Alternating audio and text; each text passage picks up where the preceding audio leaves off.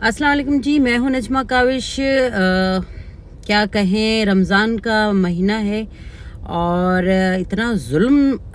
میرے خیال سے میں نے کبھی زندگی میں نہیں دیکھا اپنی۔ حکمرانوں کو تو اللہ میاں پوچھے گا، لیکن یہاں تو عوام جو کاروباری لوگ ہیں ان کو بھی میرے خیال سے کوئی آخرت میں جواب نہیں دینا،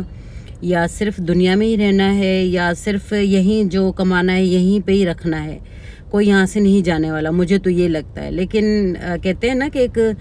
بابرکت مہینہ ہے، اس میں آپ دل سے عبادتیں کریں، اور آپ ٹائم پہ نمازوں کے لیے تو بھاگ بھاگ کے جا رہے ہیں مسجدوں میں، اور تراویحوں کا ٹائم مس نہ ہو جائے تراویح آپ کی، اور آپ جلدی جلدی مسجدوں میں پہنچ رہے ہوتے ہیں، لیکن آپ یہ نہیں سوچ رہے ہوتے کہ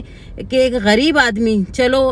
ہم جیسے مڈل کلاس لوگ تو چلو کیسے بھی سروائیو کر لیں گے، لیکن وہ بیچارے 2 وقت کی روٹی بھی صحیح طریقے سے نہیں کھا رہے ہوں گے۔ آج یہ حالت ہے کہ میں فروٹ لینے کے لیے نکلی ہوں، کہ آپ یقین کریں گے کہ ابھی تو میں فیز 2 میں ہوں، میں اپنے علاقے کی بات کر رہی ہوں، میں فیز 7 میں رہتی ہوں، اور وہاں پر جو ہے یہ حالت ہے فروٹ کی کہ کیلے، یعنی کیلے آپ کوئی میرے خیال سے میں نے 2-3 دن پہلے فروٹ لیا تھا تو میرے خیال سے 300 روپے درجن مجھے ملے تھے، اور آج جو میں نے وہاں پوچھا ہے تو وہ کہہ رہے تھے 500 روپے درجن۔ کین یو بلیو کہ کیلے جن 60 روپے یا 100 روپے یا 150 روپے درجن تک ہم نے لیے، اور آج کیلے جو ہیں وہ آپ کو 500 روپے درجن مل رہے ہیں۔ آپ مجھے یہ بتائیں، جب کیلے ہی آپ نہیں لے سکتے تو پھر آپ دوسرے فروٹ کیسے لے سکتے ہیں؟ یعنی آپ فروٹ لینا بھی آپ کی حیثیت میں نہیں آتا، آپ کی حیثیت نہیں ہے کہ آپ فروٹ لے سکتے ہیں۔ غریب عوام تو خیر بیچارہ کھانا بھی نہیں کھا سکے گا، لیکن جو مڈل کلاس لوگ ہیں، یا اپر کلاس کی تو میں نہیں کہہ سکتی، جو مڈل کلاس ہے وہ لوگ بھی اب یہ بھول جائیں کہ آپ نے روزے میں اب فروٹ کھانا ہے۔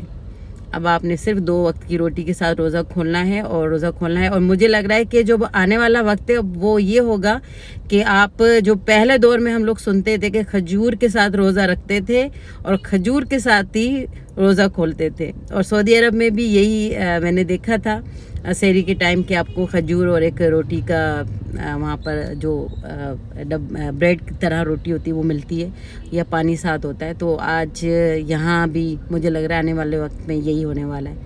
سو اللہ ایسی قوم پر رحم کرے اور ہم سب کو ہدایت دے، اور ایسے بابرکت مہینے میں اتنا ظلم